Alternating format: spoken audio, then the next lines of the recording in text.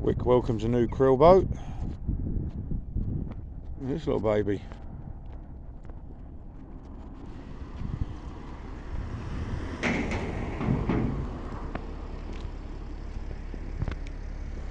A cracking krill boat that will.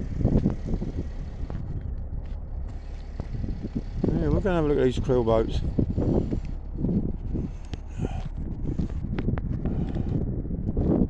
This is the old part of Wick Harbour.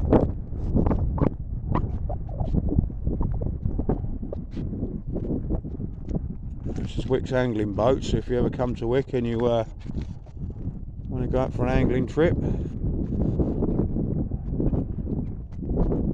that's the kiddie.